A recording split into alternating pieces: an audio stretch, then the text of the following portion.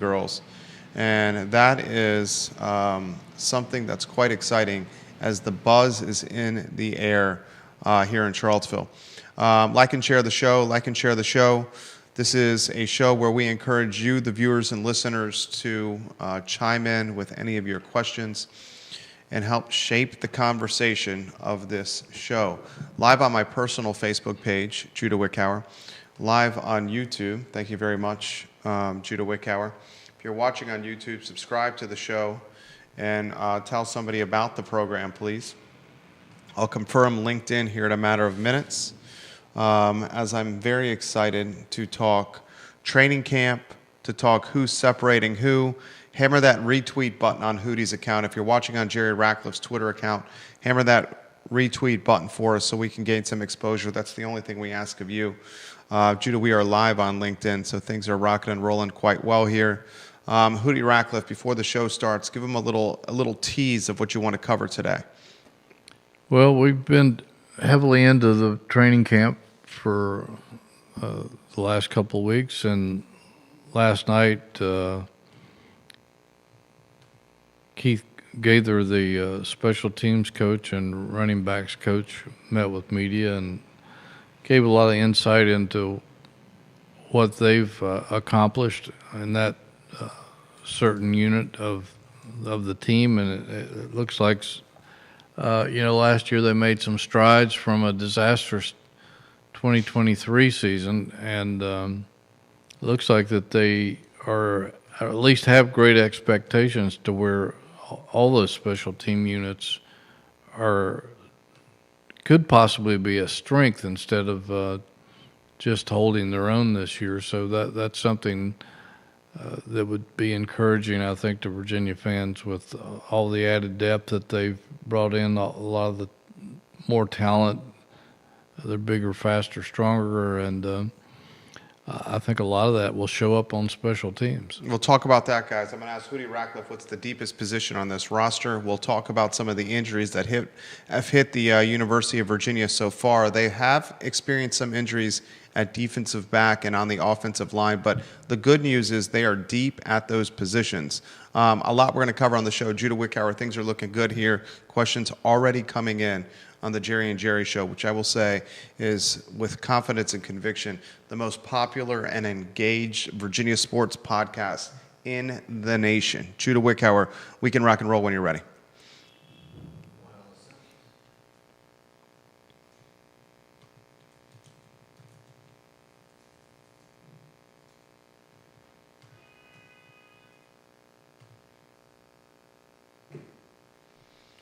Good Tuesday morning, guys. My name is Jerry Miller. Thank you kindly for joining us on the Jerry and Jerry Show. It's great to connect with you guys on the I Love CVille network. This program focused on the University of Virginia, and boy, oh boy, do we have a lot to talk about. Football season is underway, and there's a tangible buzz in Charlottesville. Ladies and gentlemen, our studio is in downtown Charlottesville, less than 2 miles from Scott Stadium. Training camp, all the buzz here in town. And we have first-year students and transfer students moving in on the 21st of August. Classes start on the 26th of August. And ladies and gentlemen, the Chanticleers of Coastal Carolina hit Charlottesville on the 31st of August. We have college football upon us. There's one source for everything UVA related. That's Jerry Ratcliffe of jerryratcliffe.com. I'm on his website every single day as a fan and as someone who wants to prepare for this show and as someone who wants to speak intelligently about the University of Virginia. A lot to cover on the show. We'll give props and accolades to the man behind the camera at the start of the show, Judah Wickower. He directs the program and keeps us online. My friend, studio camera, and then a two-shot as we welcome the Virginia Sports Hall of Famer, a man that's a household name, Jerry Hootie Ratcliffe. My friend, good Tuesday morning to you. Great to see you again this week, as always, and looking forward to our conversation as usual. I am as well. Hootie, he's got a fresh haircut. He's looking sharp. He's got his robe back on as well. My friend, scatter shooting training camp. You've been there on the sidelines. What have you been seeing? Well, I think this football team is starting to come together a little bit. It's they just had their first scrimmage this past Saturday. Unfortunately, they threw the media out after the kicking drills, and once they actually started scrimmaging, so we didn't get to see very much. But I think just from talking to coaches and players, it sounds like they're making strides in every phase of the team, and that's what you were expecting in camp, is for all this influx of talent, 54 new faces, to come together and to make this a stronger football team, a team that has a chance to finally break the threshold this season and get to a bowl game. We already have comments coming in on YouTube from ShiftGod13. He wants to talk Cam Robinson. I'll table that for now. We will bring up Cam Robinson on the program. The good, the bad, and the ugly that you've seen so far were positive people. The good of training camp first. Well, the good, I think, is the fact that they did bring in all. They spent their money well, from what we can tell. You said last week between 20 and 30 million. That number closer to 30 than it is 20. The salary cap, if you may, for this Virginia football roster. Questions have come in on that comment. I talked about that on the I Love CVille show that day at 12:30 p.m. And boy, oh boy, did we get a lot of response. Are we standing with that 20 to 30 million? Yes, we are. And I don't think there's any argument about it from what I've been told. And, and you better do it while you can, because it looks like that there's going to be some reform with the NIL process, and this may be the last year of the big spending. So you better make it count while you can, because if it goes back to the way it was, then you've got to recruit on the same basis as everybody else. And but yeah, I think they've brought in a lot of players who could play with experience, and we've talked about the depth before at every position, and I think it's starting to show in the process. And again, we don't get a chance to watch the entire practices or the scrimmage, so we'll have to wait until the first game to see the total package like everybody else. But we do get to talk to the coaches and players, and they're very fired up and very encouraged, more so than I can remember in several years. Viewers and listeners of the show asked this question. Georgia Gilmer and James Watson in particular. The 20 to 30 million salary cap for these players, this current roster, that number closer to 30 million. The viewers and listeners wanted to know, does that include coaches' salaries, or is that strictly pay or play? That's pay for play. Unbelievable. Yeah. What wild times we live in. Yeah, I mean, we found out that they gave Jamari Taylor, through his coach at North Carolina Central, $400,000. That's the running back. That's the running back. That Virginia Tech, this running back got $400,000 to come to Charlottesville to play for Virginia. Virginia Tech wanted this tailback so badly that it sent an assistant coach to recruit this running back. During a game, the Virginia Tech assistant coach weaseled his way onto the sidelines during live action and was trying to seduce and romanticize this tailback as if he was a 17-year-old asking the head cheerleader to prom. Unbelievable, that story right there. $400,000 for not even the starter, potentially. Yeah, I've never heard of that before. It may have happened, but it's the first time that I've ever actually been. It's been proven that it's happened, because the head coach from North Carolina Central said so. It's interesting that we haven't heard anything else about that since it was reported. But it's crazy times we're living in. You may see just about anything these days. Viewers and listeners, let us know your thoughts. Put them in the feed. We'll relay them live on air. There's depth at wide receiver, another positive for this Virginia football roster. I'm sorry, I was... Depth at wide receiver. Oh, yeah, absolutely. They have tons of depth at wide receiver, and they brought back several players like Sudarian Harrison and Trell Harris, who had up and down seasons, partly because of injuries last year. And then you brought in the kid from Notre Dame, a kid from Purdue, Cam Ross from JMU, who has apparently just delivering eye-popping performances in practice as not only a receiver but as a return man.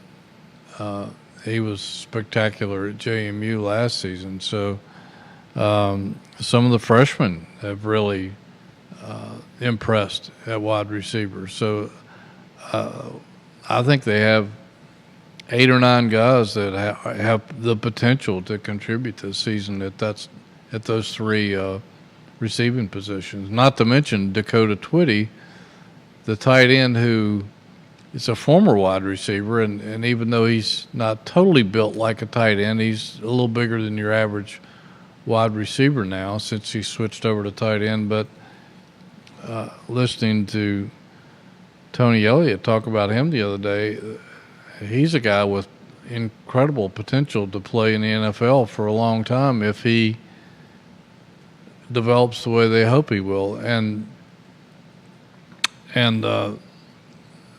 I guess the one thing that's holding him back is, from a wide receiver, it was a different kind of blocking assignment than as a tight end, where you got to take on bigger people. But that's one of the things that he has to really work on to become all that he can be. But they're really high on him. They think he's one of the best players on the team. Viewers and listeners, if you're just tuning in, we'll again reiterate the number spent on this current roster, between 20 and 30 million for players alone. That number closer to 30 million than 20. That does not include coaching salaries. That's players alone. This football team is in a must-win scenario with the head coach in year 4. Going into year 4, the least amount of victories over the last 3 years of any power football team out there. And this team right now, on paper, looks like it's primed for success. We will get to the schedule in a matter of moments. Some folks saying one of the easiest schedules in all of the country, not just the ACC, but all of the country. We'll get to those in a matter of moments. Hootie, I'm going to throw this to you. From an offensive standpoint, and we'll get to the injuries on the offensive line, but first the pros, the positives. From an offensive standpoint, you got an extremely experienced quarterback that's posted mind-boggling statistical production everywhere he's gone. You got depth at the wide receiving core. You got as much depth as I've seen in a long time at the running back position since when Wally Lundy was in a loaded backfield. Who was in the backfield with Wally Lundy when he was early in his career? Let's see. Who was the other guy? I mean, he had 2 stars. All that'll come to me here in a matter of moments. A loaded backfield with Wally Lundy. But you got wide receiver depth. You got running back depth, a talented quarterback, depth on the offensive line. Looks to me on paper this offense should be full of firepower. I think Alvin Pierman. I think it was Alvin Pierman, who's been a guest on our show. And both those guys play the National Football League. Yes, they did.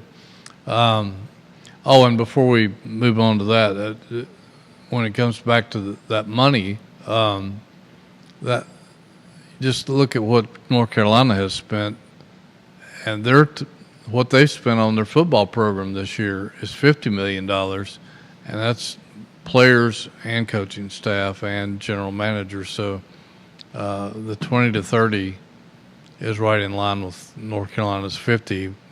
And North Carolina probably spent a little bit more, but those numbers are not unreal numbers in what's going on out there right now. That's the norm to put a contender on the field. Yeah, I mean, Texas Tech has blown people away, Right. spent even more than that. But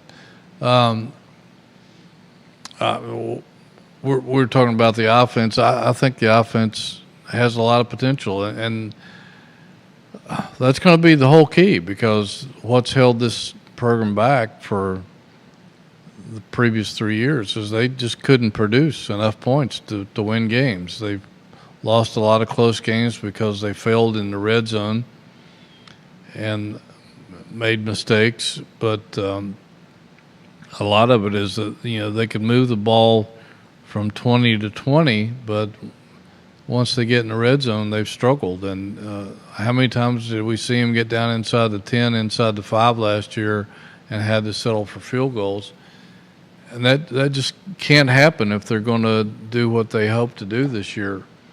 And it looks like they have the talent to finally break through, and they have to, because their scoring offense their numbers have been horrible for 3 years now. And like you said, they have an experienced quarterback who's put up big numbers.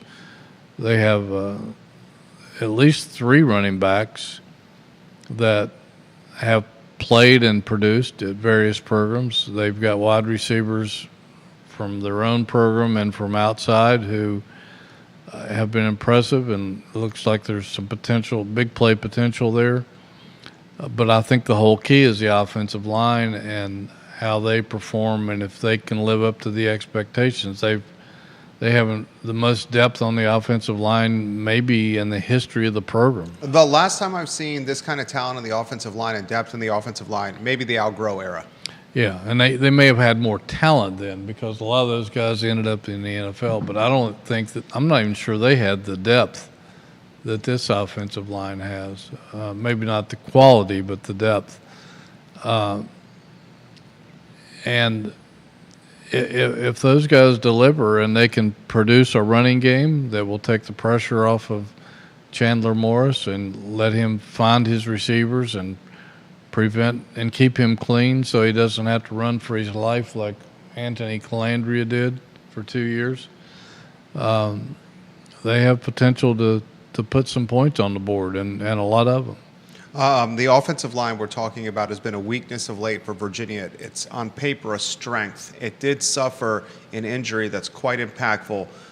Macklin Thomas has undergone surgery for a broken bone in his foot. This on JerryRatcliffe.com. He's out as much as 3 months. He was the projected starting right offensive tackle, Macklin Thomas. Coach Elliott said he stepped wrong and ended up with a fractured bone in his foot. He had surgery a few days ago. He's hopeful that he comes back in 3 months, but obviously that's TBD because everybody heals differently. This is a tough injury right here to a very talented offensive lineman. Yeah, it is, and it's a tough break to get injured in training camp like that before you even get a chance to play it down.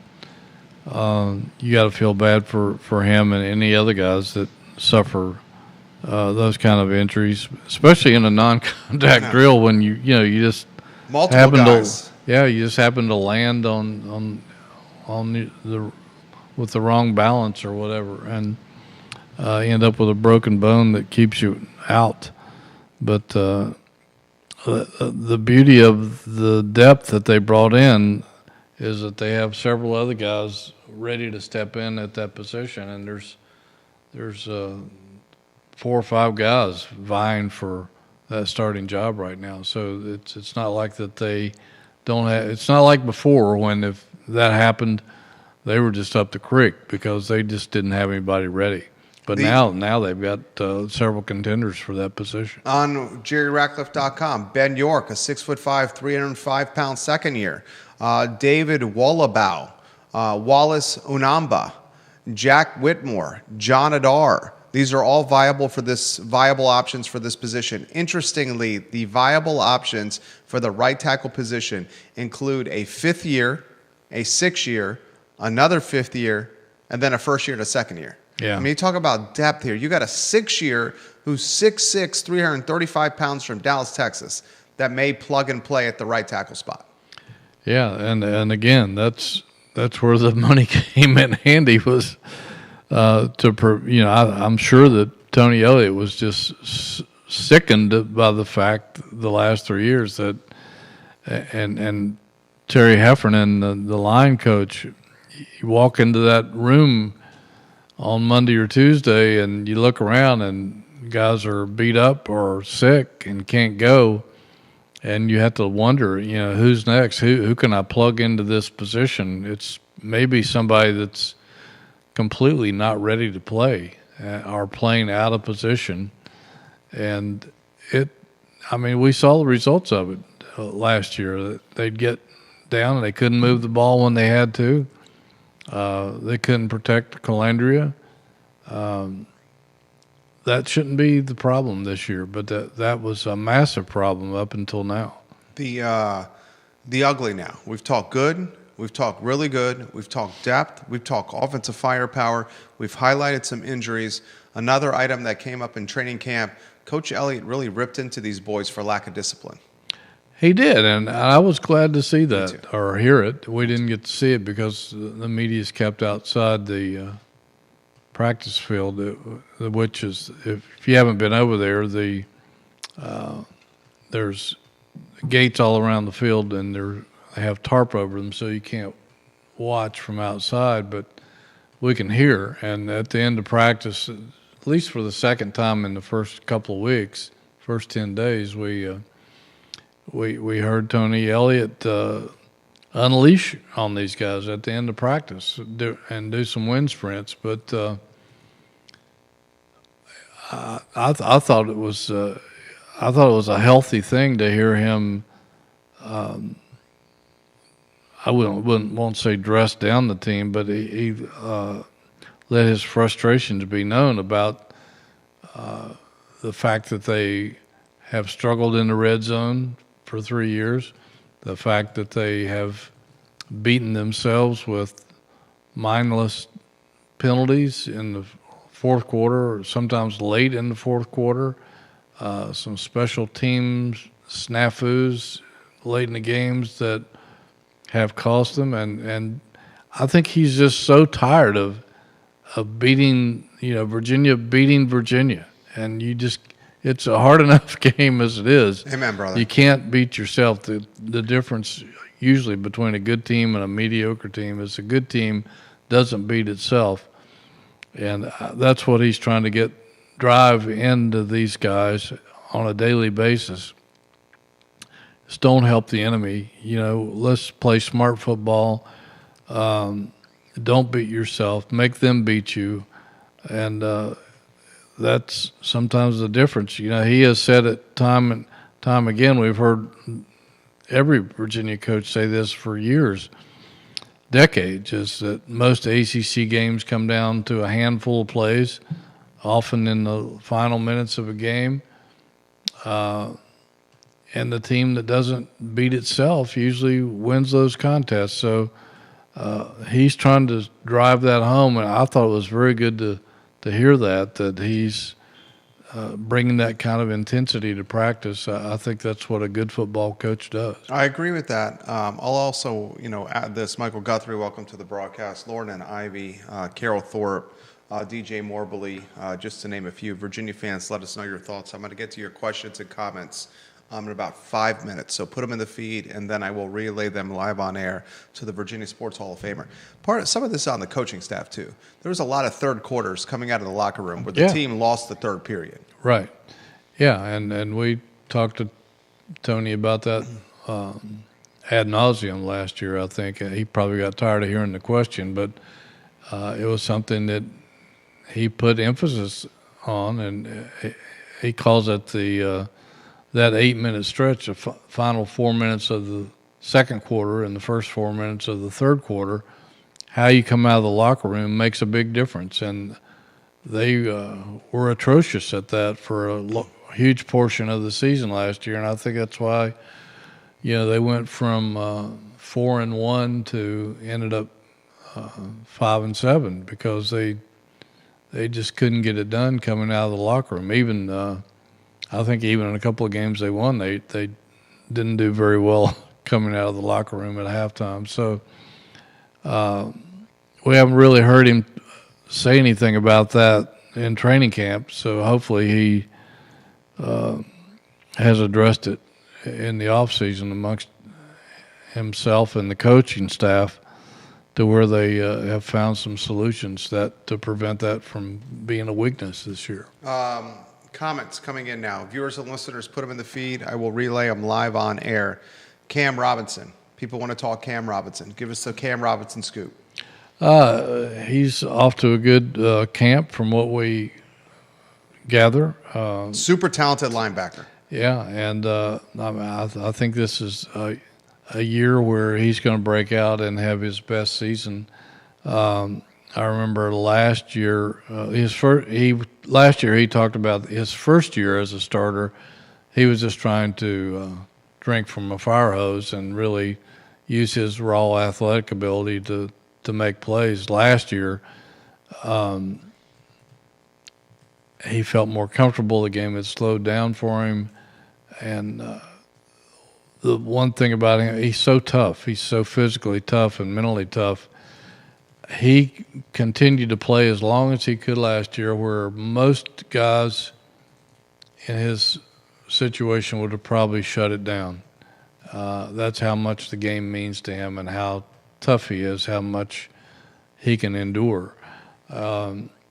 He was personally insulted that he wasn't among the 8 linebackers selected in the preseason ACC voting as for preseason honors, and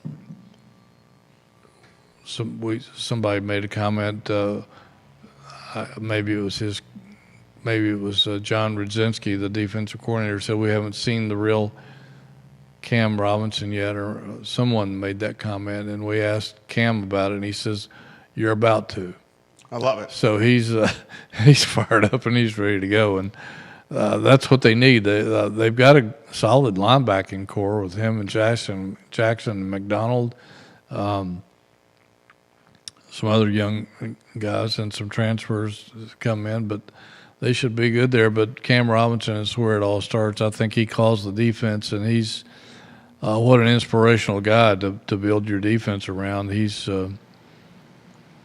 the kind of guy you want in that spot, no question about it. Let us know your thoughts, viewers and listeners. Put them on the social media platform or podcasting platform you're watching upon. I will relay them to the Virginia Sports Hall of Famer. Comments continue to come in. This one from Wise, Virginia, an active follower of your Twitter account, Rich. His handle, @Cavalier of UVA. He says, "Good morning from Wise County, Virginia. This is a politics question. I've been wondering this on our 12:30 show, the I Love CVille show. Since Jim Ryan has stepped down, Hootie Ratcliffe, do you believe the Board of Visitors at UVA will make a change at athletic director? Why or why not?" Wow. Jim Ryan, in a lot of ways, the bulletproof vest or the Teflon offering protection for Carla Williams. Yeah. The reason for Carla Williams to come under fire or scrutiny is she hired Tony Elliott. 3 years of Tony Elliott, the least amount of wins, UVA, in any of power football. The basketball program has clearly slipped, including last year, which a lot of folks have said was somewhat of a debacle. The baseball program has struggled. The lacrosse team, men's lacrosse team, finished with a sub-500 record. The flip side to that argument is the Olympic sports, the non-revenue sports, some of the best in the nation.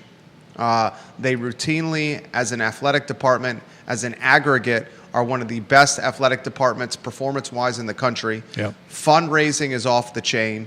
Goodness gracious, did they fill the coffers for this NIL push? $20 to $30 million for this football roster alone. So that's the flip side. Jim Ryan, in a lot of ways, Carla Williams' biggest advocate. Yeah, you got to give her a lot of credit for helping bring that money into the program for the NIL, and I think that's been part of her plan was to try to upgrade football, because that's what she was brought in here to do. From Georgia. And you got to give her kudos for making a tremendous hire of Ryan Odom and a tremendous hire of Chris Pollard. I think those are 2 home runs to her credit. I know a lot of people are very unsatisfied with football, but we'll see. We'll see what this season brings. I'm still not sure, and I've talked about this on a couple of sports talk radio shows around the state yesterday and last week. He was a guest on Ed Lade's show, and he was a guest on Luke Neer's show. This man is a coveted commodity. And then ESPN Richmond last week. I still don't know. I don't have a good finger on the pulse of this. It's what the fan base accepts as a successful football season this year. Is it 6-6? Get to a bowl game? I'm not satisfied with 6-6. Is it 7-5 and beating Virginia Tech? Is it 8-4? I don't know. I have a feeling most people would like to see at least 7 wins with a win over Tech. Where that puts the AD and all this, I don't know, because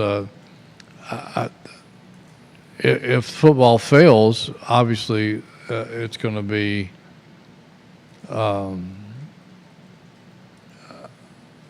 she's going to be held accountable for that, whether it's her fault or not. I mean, it was her hire, but you got to give her credit. She's doing everything she can right now to help the football program succeed. I don't even know where the Board of Visitors stand.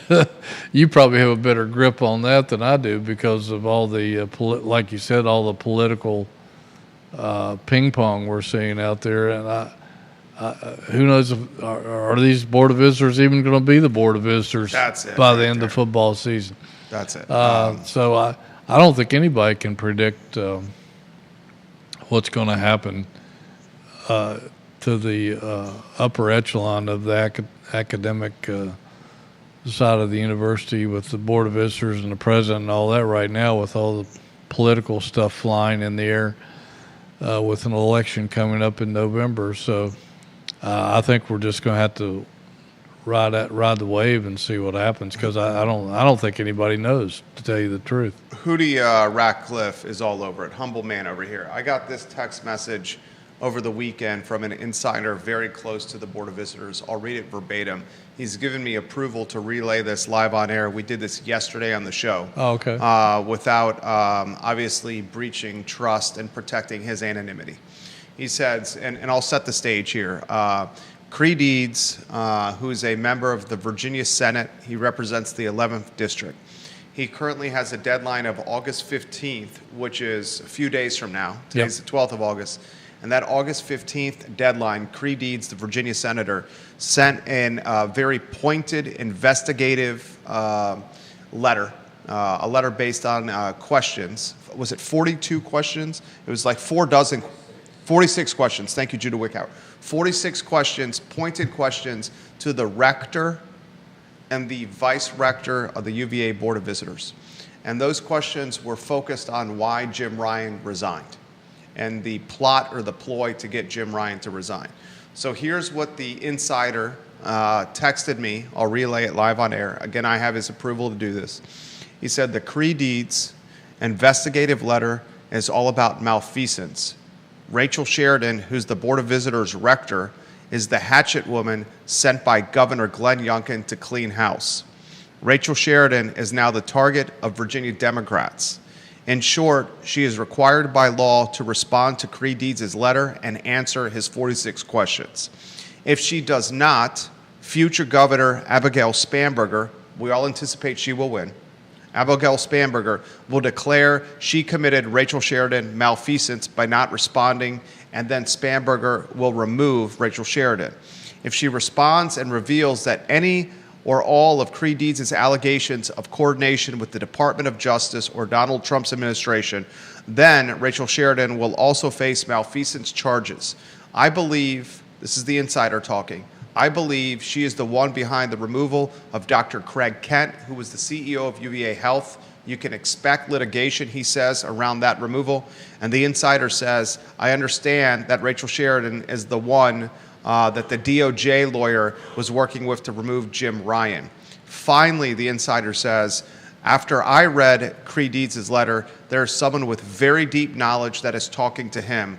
How else will he know all the dates in his letter where he asked the 46 questions? So the expectation is this. This is the politics of it all, and we'll bring it back to sports. It is a sports show. Abigail Spanberger is, on paper right now, a clear front runner to beat Winsome Earl Sears for governor. And if Abigail Spanberger wins the governor's race in November, she may change the complete dynamic of this board. Yeah. And she'll utilize the precedent set by Glenn Youngkin when he fired Burt Ellis. And Glenn Youngkin appointed Burt Ellis. So if a governor who appoints a board member is willing to fire someone, what will a new governor do that's the complete different politics of the board when she didn't appoint any of those board members? And the governor can do it based on this word called malfeasance, where it's basically up to the governor's interpretation of who they want to fire or not. Wow. And if the governor goes and fires a lot of these board members so they can get control of the board, there is some scuttlebutt around Charlottesville that Jim Ryan, who's on a 14-month sabbatical where he's paid the same compensation he earned as president of UVA, may get reappointed to president. Unbelievable. Wow. Yeah, that's wild times. It is wild. It's as wild as the NIL stuff we're going through on the other end. But so that would protect Carla Williams. So Rich out there in Wise County. Yeah, there's your answer in a long way. There's your answer, and so I can't answer that. So I don't know that anybody can with all this tornado headed our way. So who knows what's going to happen in the next several months? And I would say right now, I would think our job is safe. 100%. And she just got a contract renewal. Yeah. An unannounced contract renewal by the board. Yeah, so I don't think we're going to see a change. The one wrinkle that could cause crossfire or raise the heat on Carla Williams is if this team struggles. If this football team lays an egg. Yeah, if this team lays an egg, all cards are off the table. But I don't think it will. I think this team is too good with the investment that she has helped produce to fail. I just don't see it. I mean, if they were playing last year's schedule, that would be a bigger question mark in my mind. But with the schedule that they're playing and the talent they brought in, I just don't see any way this team fails. That's a perfect segue into the Twitter exchange you had with Mikey Surf about the schedule. I thought you handled it very well. Well, I don't like to get into Twitter wars with people, and Mikey is always has his opinions, and I think most people don't like talking to Mikey Surf because he thinks like he's never wrong. But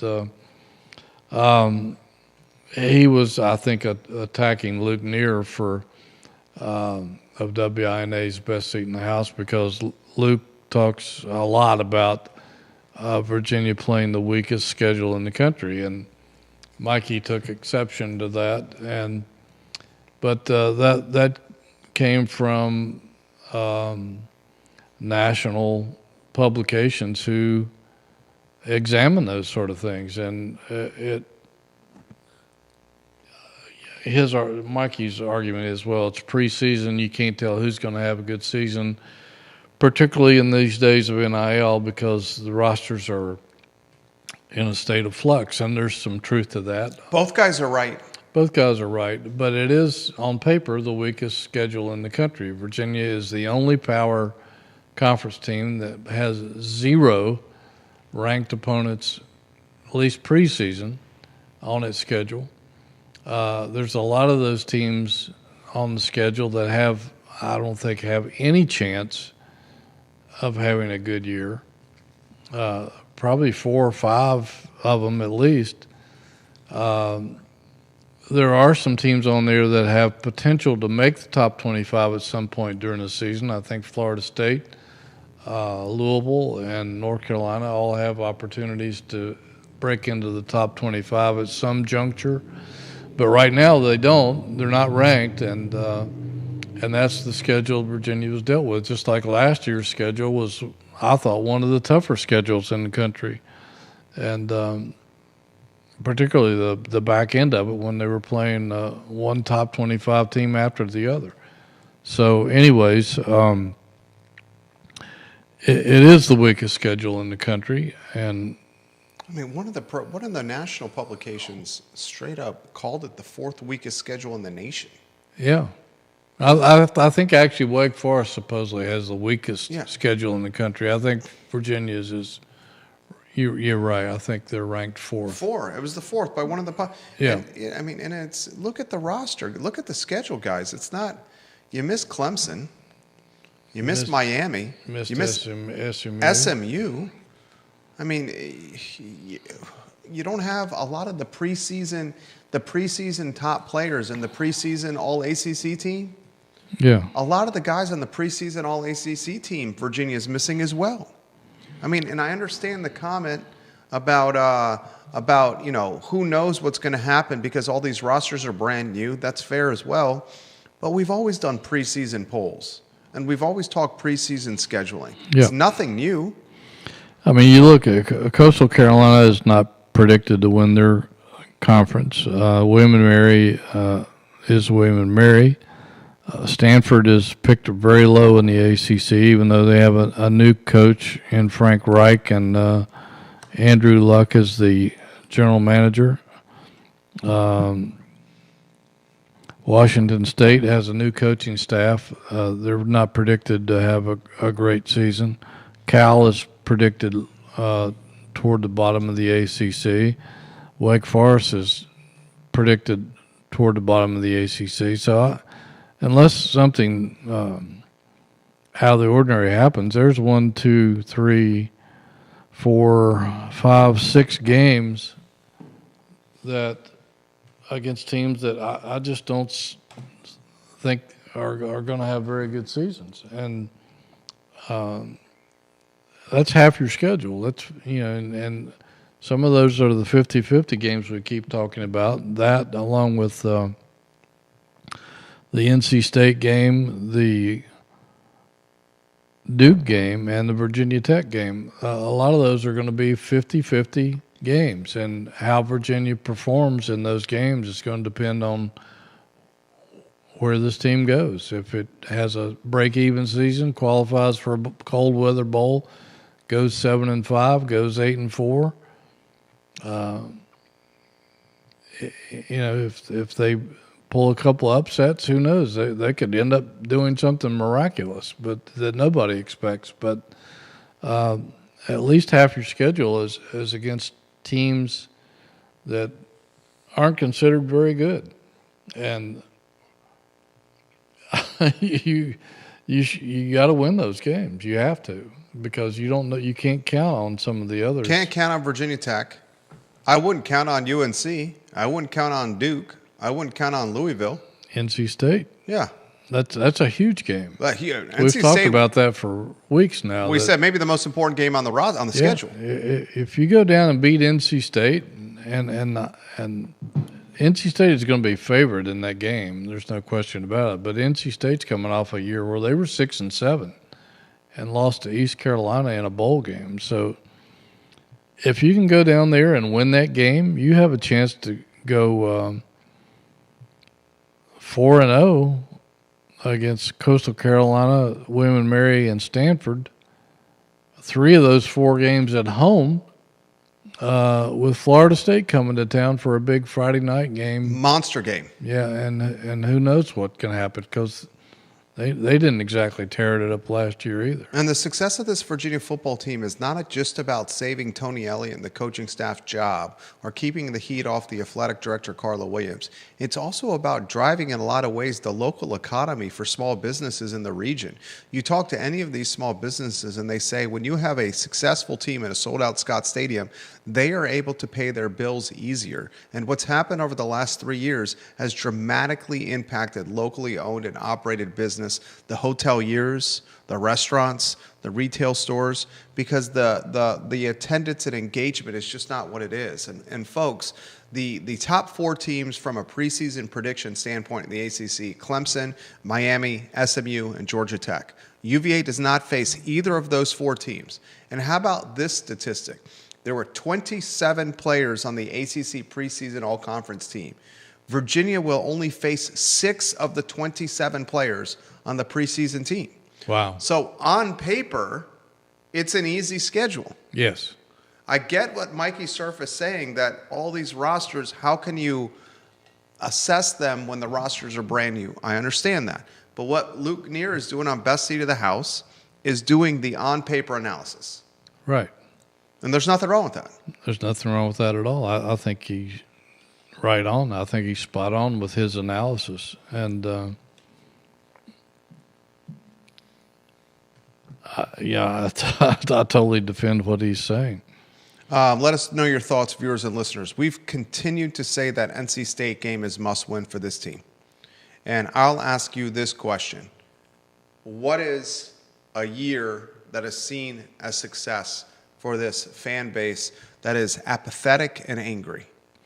Yeah, I'd like to hear from our viewers as to what they believe is a successful season. I'm thinking it's. I think it's 8 wins. You think so? It's 8 wins for me. You don't think 7 and 5 is good enough? Olivia Branch, your thoughts. John McAllister's a diehard fan. He's watching the program. Betsy Nugent, your thoughts on this. Georgia Gilmer, your thoughts on this. Michael Guthrie, your thoughts on this. Jesse Rutherford, your thoughts on this. Jeremy Wilson is watching in Eastern Tennessee. Your thoughts on this. For me, it's 8 wins. 7 wins is a 7 wins with this schedule. It almost seems like that's not just the expectation. That should happen. You spend close to $30 million on a roster of players. Yeah. Yeah, I mean, I can see that point. I'm just wondering if 7 and 5 with one of those wins being against Virginia Tech would be enough to satisfy the fan base going forward. All right, I'll change that comment. I'll take 7 and 5 with a victory over Virginia Tech as opposed to 8 wins and a loss to the Hokies. Yeah. I will take that. Because Yeah. if you go 7 and 5 and you beat Virginia Tech, Virginia probably gets that entire Blacksburg coaching staff fired. Yeah, I would say you're probably right about that. And is that a good thing or a bad thing? You're saying, is it a good thing for Virginia to have Brent's coaching staff survive another year in Blacksburg? You're probably right. Yeah. Because they've underachieved. Right. I don't know. But, yeah, I'm curious as to how the fans are seeing this. I don't think 6 and 6 is good enough. No. I don't know that he would lose his job if they finish 6 and 6 and go to a cold weather bowl, because from the AD's perspective, that's another step forward in the program from 3 wins to 5 wins to 6 wins in a bowl, possibly a bowl win, which would be 7 wins. But I think I think 7 should be a good expectation, and anything on top of that is just gravy. Very interesting to see if Virginia Tech does make a coaching change, if it goes hard for, hard after Shane Beamer of South Carolina. Had success there. There's a Netflix documentary that's absolutely fantastic. Follows the Southeastern Conference. Yeah, I've heard of that. It's tremendous. Yeah. It's absolutely tremendous. And they sit down. Any given Saturday or something like that? Something. I think that's what it's called, Yeah. Any Given Saturday. I think that is what it's called. I've watched the first handful of episodes. Shane Beamer's in there, one of the most likable guys, coaching-wise, out there. Yeah, just like his dad. Just like his dad. And he said he went to South Carolina because he's not Frank Beamer's son at South Carolina. But he highlights in the Netflix documentary the importance, the emotional tie, and the love he has for Virginia Tech. Yeah. And, but to your point, But would he want to come there and live in that shadow? if he goes to Virginia Tech and lives in that shadow, he weighs the scales of justice with being a middle tier to bottom tier in the best conference in America. And I would bet Virginia Tech, not that South Carolina already hasn't done this, would give him a Brinks truck of money. He would. They should. They Right. should. Because they've been completely down since the Foster Beamer era. Maybe Yeah. they made the mistake of not going the Bud Foster route. Yeah. And South Carolina, I'm sure, would do anything they can to keep him too, because they've brought in Lou Holtz. They brought in all kinds of people, and Steve Spurrier. Steve Spurrier Yeah.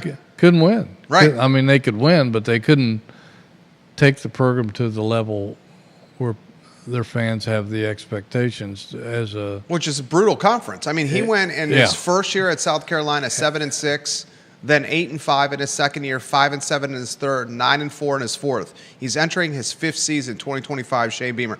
He's 29-22 overall and 15-17 in conference play. He's been to 3 bowl games. He's won 1. Beaten Clemson a couple of times. Yeah, In big games. in Really big games. Yeah.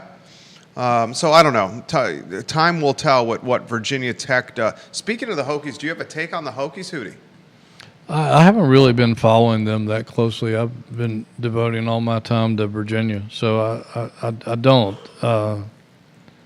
Just a casual observation is, I think there's more pressure on that coaching staff than there is on the one here in Charlottesville because their fan base has higher expectations because they pour almost all of their money into football down there. Right.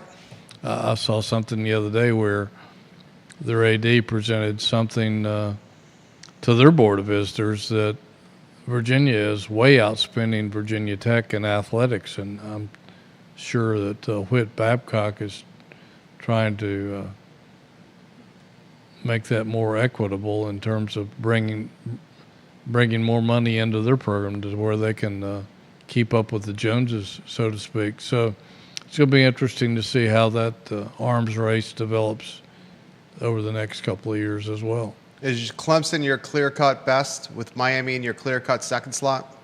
Yeah, and Clemson. I've seen a lot of people picking Clemson to maybe win the national championship, and because their schedule is so favorable, if they get by LSU in that opening game at Clemson, there's not a whole lot in their way, and so they could ride a pretty powerful wave into the college football playoffs. Miami, there's always something that holds me back from jumping on the Miami bandwagon, even though last year they were pretty good with Cam Ward. But I think Cam Ward was an exception. I'm not sure the guy they brought in from Georgia is going to be able to duplicate what Cam Ward did for the Hurricanes last season. Carson Beck. I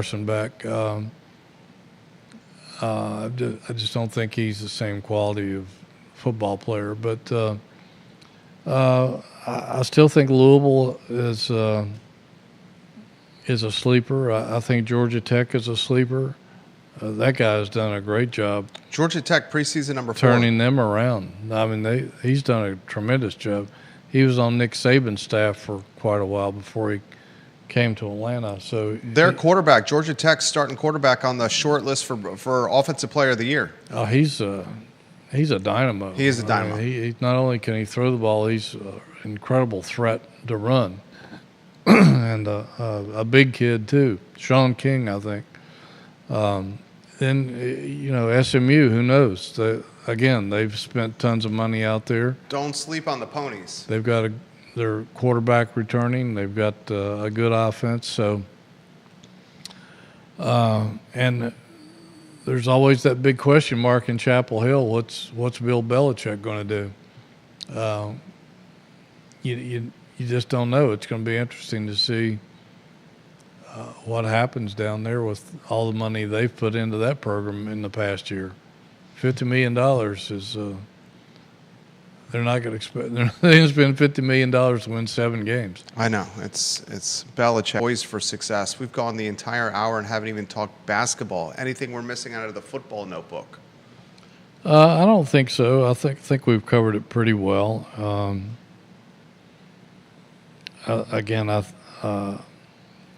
I think it was interesting listening to Gaither yesterday talk about how they've put a lot more emphasis on special teams this year and studied the breakdowns that hurt them last year. They've got their some key people back on all the units, and the addition of Cam Ross, it sounds like he could be a dynamic return man for them, and that's something that they could use for sure. But I think we've pretty well covered the football. Comments coming in here. We'll get to some comments from the viewers and listeners. This one from Randy O'Neill. Do you guys know if the players get workman's comp if they're injured? I have no idea. I don't think so, but I mean, there's no real union, so I would say no. But I don't have that answer. Yeah, I think even some NFL players are having some insurance issues, but yeah, I don't think they do from everything I gather. Tim Bates, watching in Evington, Virginia. He's pumped to see what product Coach Tony Elliott puts on the field this year. This question's come in multiple times over the last couple weeks. Who is the clear-cut leader and alpha dog of the team? I think it has to be Chandler Morris. He's the quarterback. He's a guy that's been around. What do we say? He's 24 years old. He's basically the age of Jaden Daniels. Yes. Starting quarterback for the Commanders. I think he won their respect in the spring, and it's only increased throughout the summer and training camp. I think everybody looks toward him, and I think that's one reason that Tony Elliott named him the starting quarterback early on, to use that leadership to bring this team together as fast as possible. Hootie Ratcliffe, what do you got in the hopper at jerryratcliffe.com? Just more football and more football with a watchful eye on basketball recruiting. They've been included in the top 8, 9, 10 schools on some of the top 50 players lists in basketball, and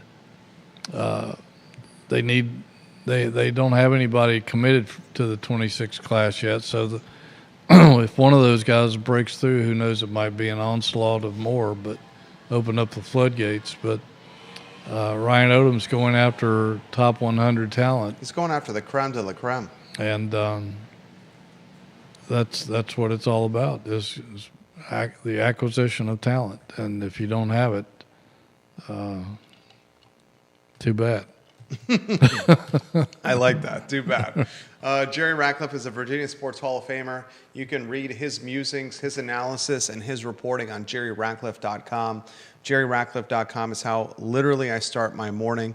I did it this morning over a bowl of Cocoa Puffs with our 3-year-old chasing the dog around our breakfast table. I let our 3-year-old chase Max, the German Shepherd, because I was in the middle of reading the special teams article about Cam Ross on jerryratcliffe.com.